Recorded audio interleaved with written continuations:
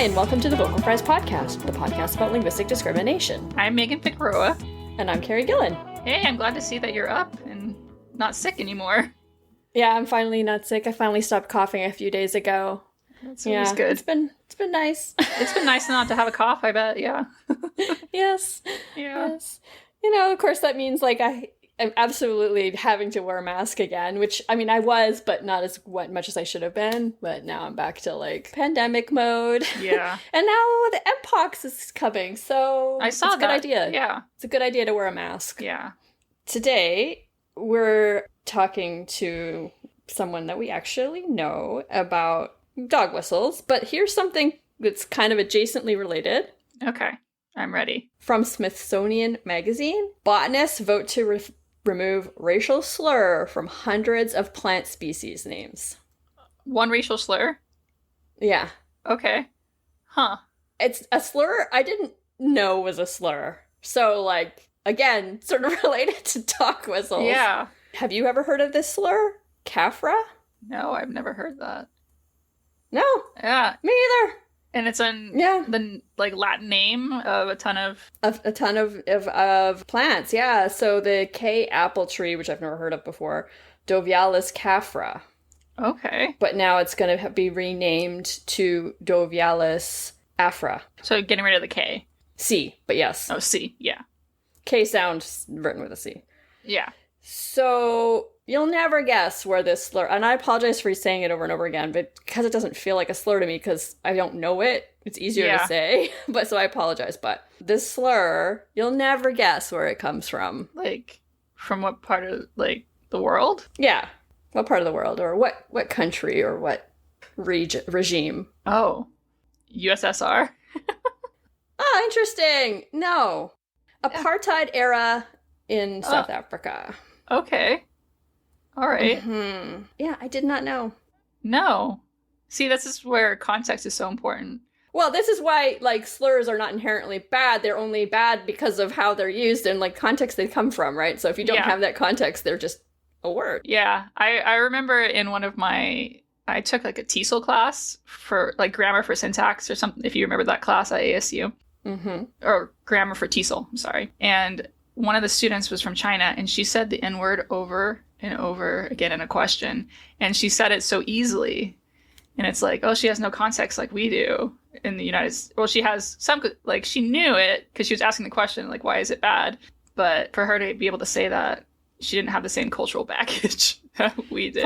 Probably not, no. Yeah. For us, we're just little babies when it comes to this word. Like, it really has no meaning. So apparently, this is the very first time taxonomists have voted in favor of changing offensive scientific names. So, like, baby steps. Wow. We're moving forward. Baby, yeah. Because you know there's got to be more. There's got to be much more. Yeah. I assume.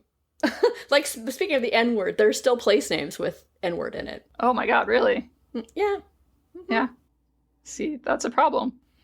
Or another slur, squaw, is in a bunch of place names too. Yeah, that's true. They changed the one in Phoenix, though. They did change the one in Phoenix mountain. around the time I moved there. So yeah. I was like, oh, okay, things are getting better here. Yeah, absolutely. And in some ways they were, and in some ways, ooh, not so much. All right. But yeah, this is the first time. That's really interesting. Yeah. 2024. Yeah. Good for those people, for those botanists. Yes. So it was initiated by Gideon Smith and Estrella Figueiredo, who are both plant taxonomists at Nelson Mandela University in South Africa. And they have spent years campaigning for this. Okay. It makes sense that it would be people from South Africa, particularly from Nelson Mandela University. Yeah, that makes sense. Yeah, because they're the ones who are really going to know and be harmed by it, right? Yeah, absolutely. So the same day, they also voted on another proposal brought forward by Kevin Teal, I think, who's a plant taxonomist from Australian National University. And he suggested a broad rule to permit the modification of any offensive species names. But the measure was watered down. So now you can flag them, but they're not allowed to consider names given before 2026, which seems silly to me. Like, yeah. I mean, flagging them is a first step. Yeah. Sometimes you have to do this groundwork before you can do the bigger thing, but... Right. So it doesn't go into effect until 2026? No, no, no, no, no. Their names given before 2026 are not allowed to be reconsidered. Okay. Except they did the CAFRA. Right. Because I guess it was just that bad. Okay. Like, I assume it's, like, as bad as the N-word is to us, but I don't know, right? I don't know. I'm just making that assumption. So I could see how that one would be like, you know what? Yeah. We're gonna do this one. Other one's, I almost feel bad for using it. Well, but I don't definitely feel the same way. It doesn't have the same charge for us, right? Like, Yeah. yeah. So last year, I didn't hear about this, the American Ornithological Society changed some English names of birds, not the scientific ones. So that's good. Mm-hmm. I don't know what were there slurs? So some of them were named after people, but also some of them were offensive or exclusionary. But okay, so there's a group of 70 to 80 species that primarily inhabit the U.S. and Canada. Okay, so there's a prairie bird named for the Confederate General John P. McCown. Okay, so they changed that. They were not going to rename it. They voted against it in 2019, but then in 2020 they went back and said, "Never mind, we're going to call it the thick-billed longspur." That's better anyway. Mm-hmm.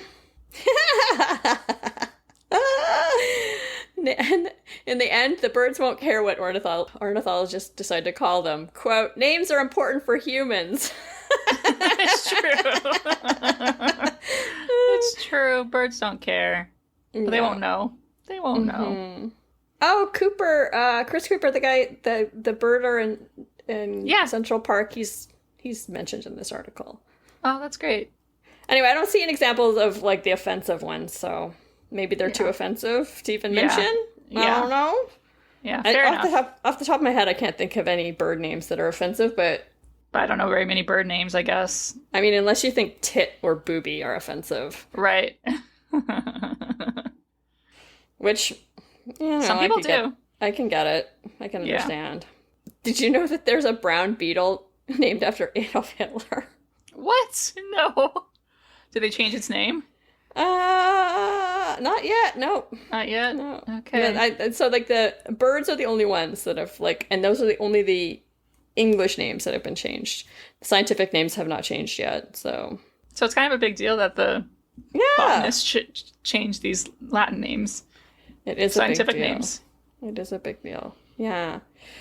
So it'll be interesting to see, like, what else ends up changing over time, and whether, like, animal names and bird names get changed too, or if it's just plants. Yeah. Yeah, we'll see. But yeah, very interesting. Yeah, it's kind of fun. Yeah, very cool. And it does fit right into what we talk about today. But first, Patreon. So first, we would like to thank Anna Marie Trester, a former guest. Yes. For becoming a patron. Thank you so much. Yeah. I'd like to encourage you, if you're able, to support us at www.patreon.com/vocalfriespod. But we have to warn you that Apple will start charging fees in the iOS app.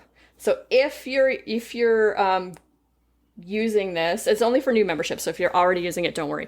But if you like to pay for your memberships through your Apple iOS, you might want to do it on the website instead, because then you're not getting the extra 30% tacked on. Yeah. So you can go straight to the website and get it done there. And Patreon has an app too. Or is that where you're saying it's going to be? That's what I'm saying. Don't do it. The Patreon app? Don't do it through any app on Apple. Just do it through the website. If you're on a different OS, you're fine. So, like, if you're on Android, it's not going to affect you. But on Apple, it is going to affect you. So I would just stay away from it personally. Yeah. Anyway, so thank you everyone who does support us. And reminder, there are stickers and bonus episodes and so many bonus episodes. Yes, a lot. Yeah. You can join us there if you wish. And yeah, today we're talking about dog whistles, so we hope you enjoy.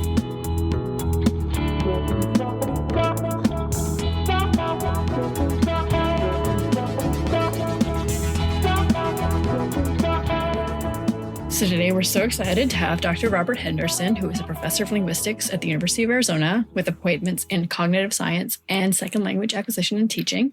His research is in formal semantics with a special focus on the indigenous languages of Mesoamerica, especially Mayan languages. But he's here today because he's also the co-author of Signaling Without Saying, The Semantics and Pragmatics of Dog Whistles with Ellen McCready. So welcome. We're so excited you're here. Hey, good to see y'all. It's always fun to have someone on that we know. Yeah, exactly. Does it make it better? Maybe it makes it more awkward. I don't know. I feel like I'm in a formal scenario with my friends. It's a different... It's not formal. I would think this is not formal. No, not formal. Don't worry about it. Don't worry. It's not formal. Yeah. We're cash. Okay. We're very casual. Casual. So why did you want to write this book and why now? Yeah, so the book is called Signaling Without Saying, and it's sort of about covert communication, right? So signals that you might be sending without sort of saying them in the canonical way. And really the focus is on dog whistles, which we think of as sort of bits of language that send one message to what we might think of as like an in-group, and then out-group members sort of don't hear the dog whistle, right? They don't get the meaning that you're trying to send them. That's why they're called dog whistles. We imagine like a whistle that the dogs can hear, but other beings cannot hear it. The reason why we're interested in this topic is, kind of for two sort of topical reasons, right? So one is sort of the formal semantics and pragmatics literature has gotten very interested in lots of different kinds of meaning. So we learn in intro sort of semantics that we have sort of presuppositions and implicatures and sort of the at issue truth conditional meaning of our utterances. But people have started to, and these are all different, they behave differently. People have started to look at other kinds of expressions and have argued that they maybe have different kinds of meanings, like honorifics.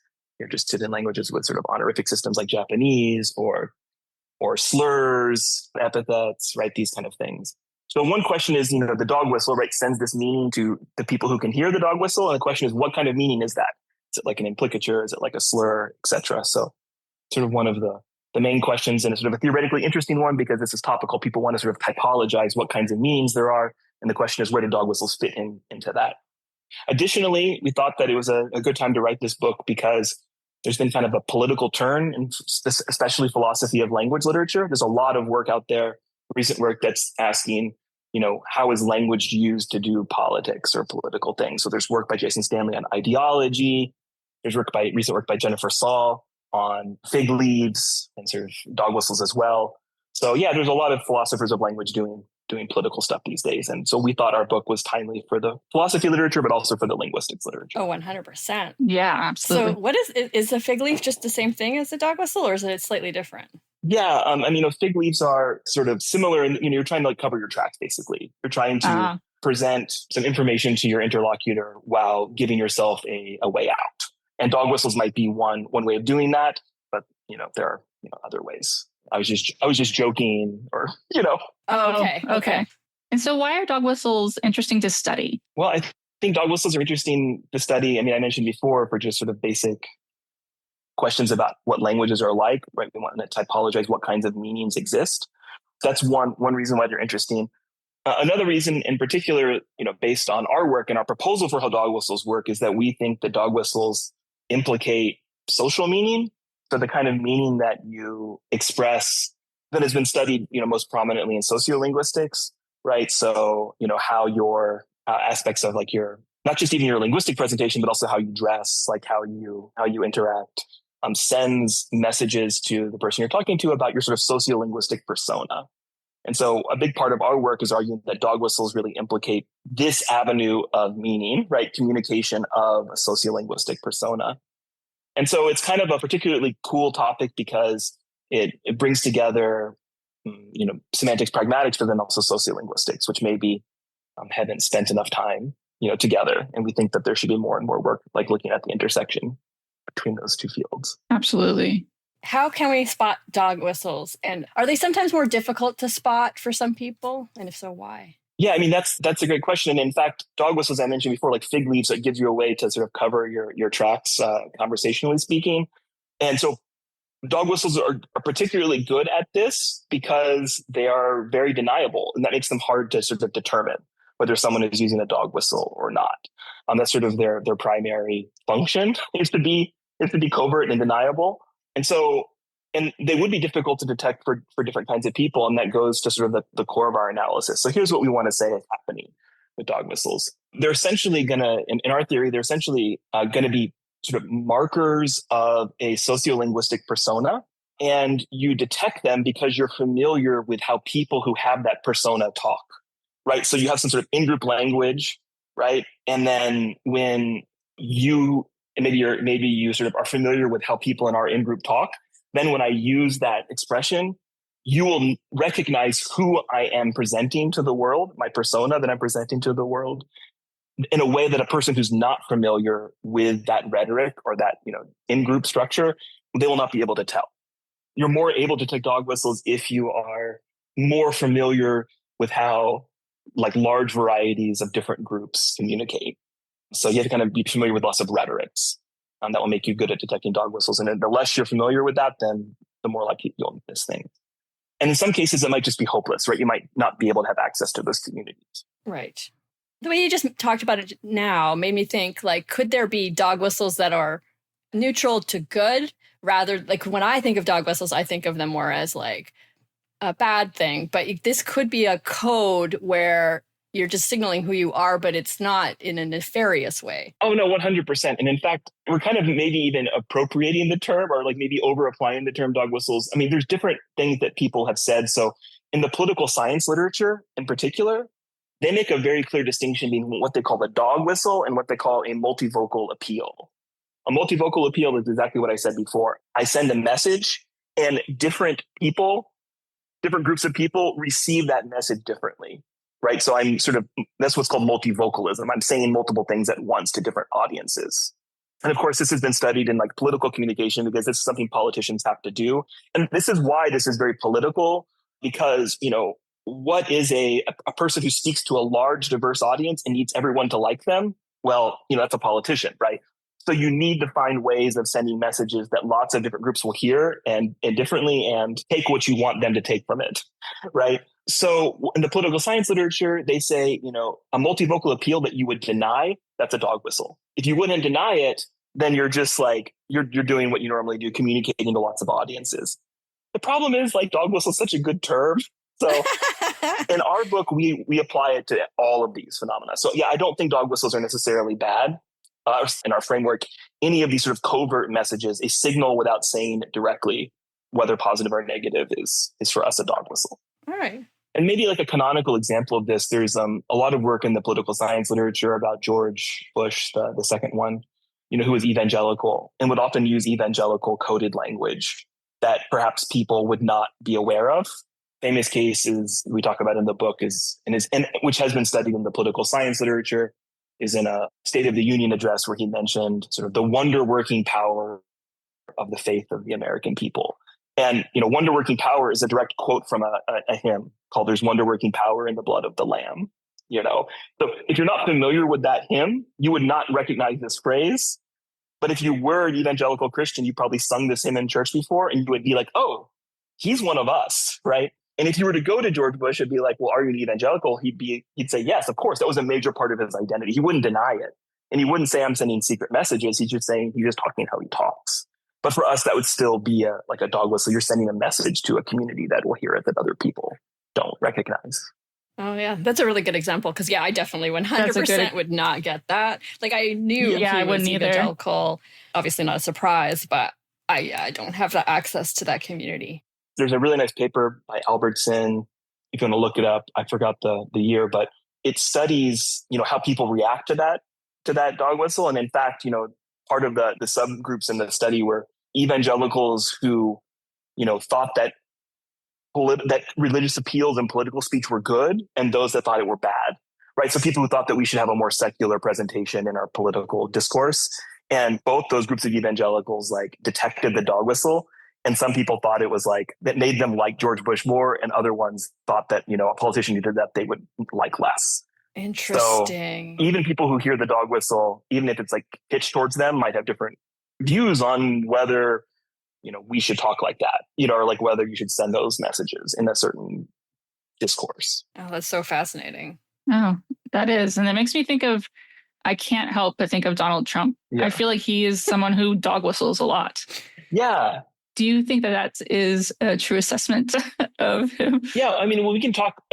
We talk about this we have a chapter in the book about trust. I think this is maybe a good place to talk about it. Sure. So, Yeah. there's a lot of work particularly in the philosophy literature about when should you trust first person testimony, right? If someone tells you something, when should you believe them, or when is it rational to, believe something someone is telling you? And, one property people have discussed is like, well, if it's truth tracking, if it's true, right? If they're telling you true things, then the next time they tell you something, you should believe them, right? Because their statements are truth tracking. Donald Trump is a person who has been, criticized a lot for saying untrue things. Yeah, but people still seem to trust him, have like faith in him. So one of the questions we have in the book is, well, why? And it's not just him. Like a lot of politicians lie. A lot of politicians, speak untruthfully or maybe strategically, but why would we trust an interlocutor who is like especially non-truth tracking? Why should people trust this person? Well, one reason is that, in our theory, one thing that language can do is can send a signal about who you are sociolinguistically. Like, what is your sociolinguistic persona? And so, if you're a person who says maybe things that are false, like in terms of corresponding to facts in the world, but are highly informative about who you are, like what group you're a member of, well, then you can build sort of rapport, you can build trust. So like one way of doing this is to say, like, I'm going to use a bunch of dog whistles, I'm going to use in-group language, and my people are going to hear that and then know that I'm one of them, even if the facts of what I'm saying are not the case.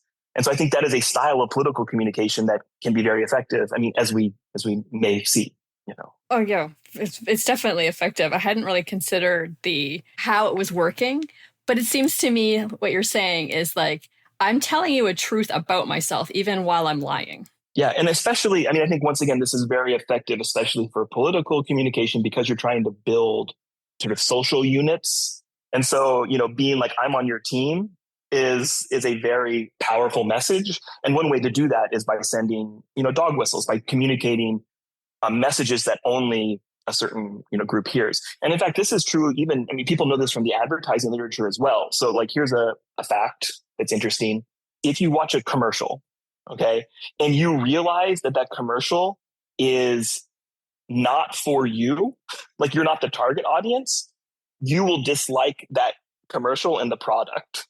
Okay, more than right? So if you realize that, this commercial is being targeted to like these other people and I'm not in that group, you like get mad. Like on average, people like dislike it. So it's better for it to be neutral. It's better for you to think like, this is like a commercial for me, but whatever, I don't care about the product. But then secretly in the commercial, there's a dog whistle that the true audience of the commercial like will get and be like, this commercial is for me and I like these guys. Right. So this is exactly what dog whistles are doing in political communication as well. You want to send a message that maybe other people don't hear, but your in-group people you really want to target are realizing, that guy's talking to me. And then you will like double your like for that person. That is a strategy that you can use. And even if you're just saying whatever, you're just lying, like if you're still able to communicate successfully by giving people information about who you are as a sociolinguistic speaker, like as a interlocutor. Oh my God, that's so fascinating. And I totally have had that exact feeling of, I hate this so much because it's not for me. I don't think I realized that's what I was doing, but I've definitely felt it. It's a thing. Definitely. While watching commercials. Yeah, for sure. And I didn't even think, but of course, dog whistles are used in commercials and in advertising. Oh yeah, 100%. That makes a lot of sense. Yeah, there's even a good New York Times article, you can dig it up, of, I think it was Subaru was sending like dog whistles to like lesbians in a bunch of advertisements in the 90s. Yes. In particular, like surrounding Xena, the warrior princess. Mm-hmm. So, oh my goodness. Like for instance, like they had a Subaru commercial advertisement and the license plate was like Xena lover, and like, of course, like I guess this was a TV show in the 90s or 90s, yes. Something like this. 90s. Yes. Yeah. That was very big in like the lesbian community. And so, the average person doesn't even know, like sees the thing, it's not realizing that the advertisement's not for them. But if you're like, particularly if you are a Xena lover, you're like, this is me. This is my car. Like, I love this brand. And this New York Times article is like a retrospective and talks about, they're talking with advertising agent for Subaru who are like, this was incredibly calculated, Yeah. Yeah. As someone who loved Xena in the 90s, it's a great show. Yeah. And it was a great target. Yeah. that kind of targeting seems pretty innocuous to me, but it can be pretty harmful, right? Dog whistles. Oh yeah, absolutely. I think it can be dangerous in a few different ways. So one thing we talk about in the book, I mean, even just like on a meta level, right? It is covert, right? So when you're doing it, you're in some sense being dishonest to members of the audience. Mm-hmm. You're doing a communicative event, you are communicating, and you're specifically doing something that some of your listeners, are not going to get, and you're doing it on purpose. So you're pulling the wool over their eyes. And so already that's like deceptive. We have a chapter in the book where we talk about possible, like what we call a communication breakdown. Like imagine you're in a scenario where you think people are sending dog whistles that you don't know, right? You believe that there's a lot of dog whistling going on, right? You can be like, that's a dog whistle. That's a dog whistle. And we call this sort of hypervigilance. Mm-hmm. And it can cause a situation where like people can't communicate, or at least makes communication very difficult because it's distrustful. People think people are being deceptive on all sides. So, it can sort of and on meta level, poison the communication, sort of the discourse, I guess that's the word, right? It can poison the discourse. I mean, additionally, they can be used to, radicalize people, right? Mm-hmm. I mean, in group, in the sense of, there's this phrase that people like to talk about a lot now, like being too online, right? Yes. And, right. And I think the way people use it is meaning like, oh, you're familiar with memes, you're familiar with things that are like hyper specific, aspects of the discourse that maybe a normal person is not aware of, right? And I think, that is a real phenomenon, right? You might be online, you know about all the memes, you know about what they mean, and you become like, you and your friends or your interlocutors become sort of, you go down this spiral of like more and more in-group language, and you want to like one up the person. You want to do like the next most like transgressive thing, or find the bleeding edge of the communicative, of the discourse. And I think you can spiral into saying more extreme things, or being in sort of more extreme subgroups who really get the joke, right? Yeah, 4chan. Exactly. Yeah. Yeah. Like these message boards, people trying to one up each other and do the next, find the next, mine the next meme, vein of meme in the mind, Yeah. So they can be harmful too, because just the meaning of some of these dog whistles could be slurs, right? Yeah. Or we want to say we don't think that dog whistles are slurs themselves, particularly because slurs have this property of like being not deniable in the same way. But we do think that what dog whistles can do is they can be part of rhetorics that are, like racist, for instance, like to get back to slurring, right? Okay. So, there is very good work on this. I think it's Mendelberg. Yeah, there's a book. I hope that's right. I think it's Mendelberg. But yeah, there's this book that talks about how, in American political rhetoric in particular, there's a kind of norm of equality, right? Like people should talk as if we believe in equality. But additionally, there's been a lot of racism in U.S. political history, and in the present, right? So how do you like balance these like two things? And, how do you, as a politician, for instance, seem like you're upholding, the norm of equality while also perhaps signaling to certain constituencies that, oh, like you're okay with the status quo with respect to, race, gender, or whatever, right? And, that's a place where dog whistles fit and allows you to do that. You can say things that on the surface seem maybe like you care about equality, or maybe are deniable. And then, you signal to a sub audience that, oh, you're really okay with like status quo in terms of, on whatever axis you're talking about. Can you give an example of that kind of dog whistle? Yeah, I mean, one that we talk about in the book, right, and maybe in the first few pages is one from Paul Ryan when he was a representative. And he talks about people in Milwaukee, and he refers to as the inner city. He's like, people in our inner cities like don't have a culture of work. Okay, well, Barbara Lee, a fellow representative, called him out and said this is a thinly veiled racial attack, because inner city is signals. African American communities, urban African American communities, or urban Black communities, right? And so what you hear is people, Black neighborhoods don't have a culture of work, right? As opposed to inner city, right? And then when you call them out on it, you're like, no, I don't mean inner city. I just mean like in Milwaukee, like in the city, right?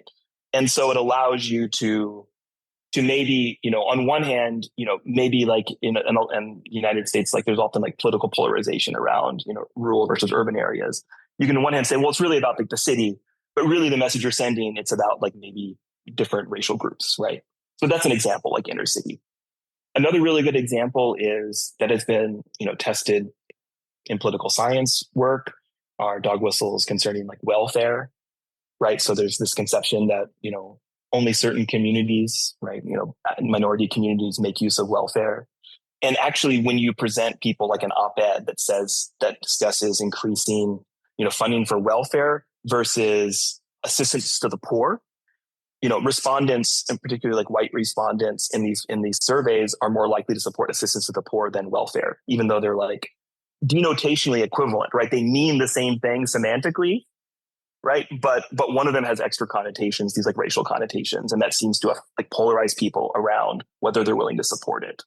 So yeah, absolutely. Wow. Like these like words can Wild. definitely be used to manipulate political opinion, along racial lines. I wonder, do you think the recent Donald Trump saying that immigrants were taking black jobs, is that a dog whistle, black jobs? Because I gathered he was meaning like low paying jobs. Yeah, I mean, I'd have to, think about how we'd analyze that. I mean, I can tell you in our analysis, we really want to say that there's two kinds of dog whistles.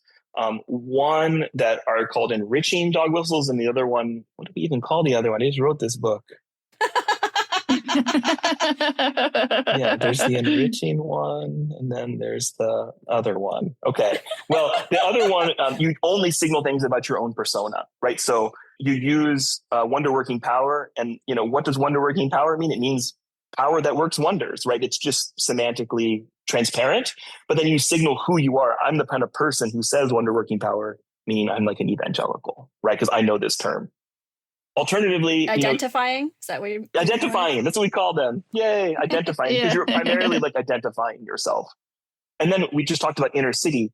Well, inner city has sort of maybe like a neutral, like a compositional semantic meaning, meaning like, oh, the inner part of the city, Right. But then it has this enriched meaning maybe like Black communities in the city under a stereotypical view of them, right?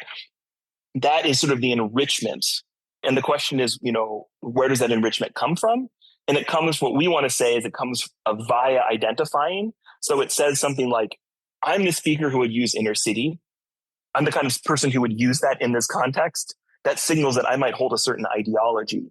And in that ideology, it is taken as true that in the inner city, it's the place where Black people live and they have a certain form of life there. Like maybe under this racialized conception of it. So the enrichment comes from sort of the ideology associated with the persona in question. So maybe in this case of Black jobs, it could be a dog whistle in that kind of terms where it's linked to an ideology who sees, Black people as serving a certain function in society or doing certain kinds of jobs. And so you would kind of get to the enriched meaning, like, oh, what does he really mean there? Through the connection to like an ideology. Yeah. So it could be like the sort of enriching dog whistle case. Yeah, it must be. It just feels so like 1950s to me. Like it's such an old version of that particular kind of racial view. I don't know. Mm-hmm. It does make sense. I mean, so part of what we are saying is that, okay, let's think of sociolinguistics in general, right? We all have sociolinguistic personas. We all speak a certain way. And if you're a person who's older, for instance, you were formed in the 50s or 60s, right? Yeah, true. Your ways of speaking and your presentation are going to be, partially affected by those times, right? Those ways of speaking. That'll be, rhetorics that you're familiar with and you will go back to because that's how you speak. It's also signaling that the interlocutor is being, of a certain generation, right? Which is part of their sociolinguistic persona. That makes sense. So different generations have different ways of using dog whistles. Well, is that true? I wouldn't necessarily say they would have different dog whistles, right? Okay, they have different dog whistles. They have different ones, right? And maybe have different ways of using them. Maybe, I'm sure that I dog whistle as well in the sense of sending covert messages based on, in group, right? I'm a big chess player, you might know, based on subtle hints I would conversationally drop in group lingo. So, but yeah, I think like definitely, if you're an older politician, you're going to say things that are going to flag you as that, particularly to people who are aware of those, older rhetorics. And the older rhetorics could even be like from 10 years ago. I'm thinking of like 100%. How using the word like illegals, like I would never use that. And when people do use it, it signals to me a specific ideology. 100%. Yeah. And, like some of this is, it can even be cases where it's maybe not even nefarious, right? Like there's some, term, like say illegals. Like I don't know the history of this, but you maybe in the past it was like it was more neutral, right? And Right. then people realize it's like, oh, you know what? That's kind of fucked up. Maybe we shouldn't say that, Yeah, And, exactly. and if Exactly. you're part of the conversation where you realize, of people being like, yeah, maybe that's like, that doesn't have great connotations. Let's switch it up, right? You're going to change your use. And the people who are not part of that discussion or who maybe that discussion didn't reach will not know it. Right. And so even just using that, I think you could use that phrase, you could use it innocently in the sense of you don't know that you're signaling like you are signaling that you were not part of this conversation that really reappraised the use of that term, right? Which is information in itself. But then you could also use it sort of cynically to signal to people, oh, I'm one of those people who think that conversation should not have happened, right? And in fact, then it can be used sort of like aggressively, like in that sense. It's true. Although I do have a theory about adjectives being used as nouns that they sound inherently bad. Females, blacks, illegals. Yeah. But maybe not everybody has that same feeling. No, there's work on this, right? Essentializing language, right? You are identifying a person in virtue of a characteristic, But it is interesting though, because it's an English thing. Like French does it all the time, and it's just a normal thing. Like les pauvres. Interesting. Right. So. Well, yeah. So it could be, that's a great point. It'd be interesting to actually look at the history of usage, right, in English and see if there is if there is. I mean, because it could be like a similar thing kind of happened where at some point there's a discussion or there's a switch in saying we should not use the adjectival forms, and then using them then signals that, oh, you're just against all these people who want to do that. Like you're identifying yourself as not part of that people, So it could be a sociolinguistic fact and not necessarily a strictly linguistic fact, of course. Yeah, absolutely. Very cool. Oh, speaking of different languages, does your analysis fit with any language? It's just that the dog whistles will be different? Yeah, totally.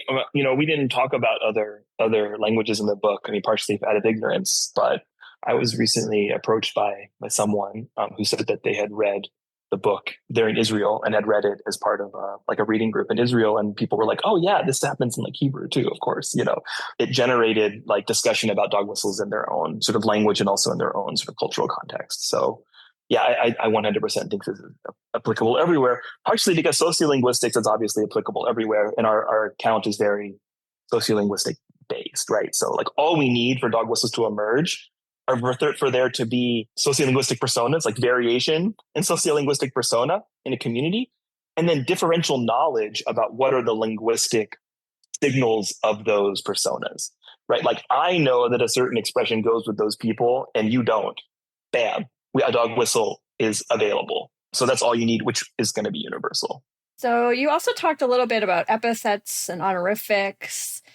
How are they different or related? Yeah, I mean, so that's a very good question. And we have some arguments in the book about this, but I think what we want to say is that for honorifics, epithets, slurs, this meaning to the side, like this, the side meaning is really part of sort of the dictionary definition, right? It's part of the semantic content of the expression, right? So if let's use the slur that we're allowed to use, Kraut, right? For Germans. Okay. So Kraut has sort of two, meanings. One means German and the other means I don't like Germans. Right. So, you say I don't like Kraut food means I don't like German food. And then on the side, it says I have a disposition towards, German people. Okay. So we want to say that like, if you don't know that Kraut means you don't like Germans, right? You have somehow like not learned English, right? Like you need to know that it's a slur. It's like part of its like dictionary definition. Yeah. In contrast, a phrase like inner city, okay, that might be approaching that lexicalization, especially like in US kind of English. But, you can imagine like other dog whistles. It's not like if you don't realize that it's a dog whistle, you have not acquired your language in a sense, right? They're more malleable in that sense. Maybe a good example, this was in recent sort of political discourse in the UK where Keir Starmer was using families, talking about families. And people were saying, well, this is an anti-LGBT, like Q slur, or not slur, but a dog whistle. partially because of what the claim of, his aspect of the Labor Party believed a family should be, right? I think it would be wrong to say that like family is a slur, right? Right. But it can be used in certain contexts with, to send covert messages or overt messages, as the case may be. So I think that's really the difference, is that honorifics, slurs, epithets, have as part of their semantic meaning this side content, this extra content, where dog whistles don't. They really sort of emerge based on sort of statistical or, connections with rhetorics in a way that's not lexicalized. And that's the main difference. I wonder one more thing. I just keep thinking about critical race theory and how the left and the right use it differently. Is that also like when you have two groups that use, I mean, that's just like illegals. I don't think many on the left are using it anymore, but this is different. I think. Yeah. I wonder what you have any thoughts. I mean, it's interesting. I mean, these are, I think, like groups can get polarized around a particular piece of language, and then like how it's deployed can of course, signal where you sit on that polarization. And there's kind of like multiple strategies, right? A group could back off a term if it becomes sort of too politicized, right? But I think like if two groups are going to continue to use a term like, let's say, CRT or critical race theory, right? You could get probably other markers in utterance of when it is used will tell you which side you're on, right? Right. So, of course, like I think a dog whistle, as I mentioned before, family, out of context is not going to be a dog whistle, but maybe in particular utterances, it will flag a speaker as like maybe holding a particular political point of view. So similarly with CRT, I think a term can exist as a dog whistle for multiple sort of political subgroups, and will depend on what else is being said sort of around that term. It's not the only one, right? There's woke, there's DEI. Like they're actively trying to skunk all of these words, in my opinion. Yeah, absolutely. Some of these terms, I mean, they can be kind of complex because, they also have transparent sort of compositional semantic meaning, right? Like critical race theory means something, like a theory, right? And so beyond its sort of sociolinguistic connections, it also, has some semantic meaning in addition, which sort of complicates the issue. Is there anything else you want to leave our listeners with about your book or anything else? No, I hope you read it. Yeah. That's a good one. Yeah, I hope you read it. No, and I hope people engage with it. I mean, I think that the book is definitely not the last word on the topic. I mean, I mentioned Jennifer Saul's work. I mentioned new work by Stanley and Beaver on politics of language. And that's not exhaustive. So there's like a lot of work out there on dog whistles and political communication from a perspective of sort of philosophy of language, formal semantics, pragmatics. And I think a lot of this work is very cool and of the moment. And so if you're interested in if you're a grad student or professor interested in sort of a research area, I think it's very fertile ground to be looking at right now. So I think read our book and read other people's work and, argue against us. Awesome. Well, thank you so much for being on. And we always leave our listeners with one final message. Don't be an asshole. Oh, really? That's what you say every time?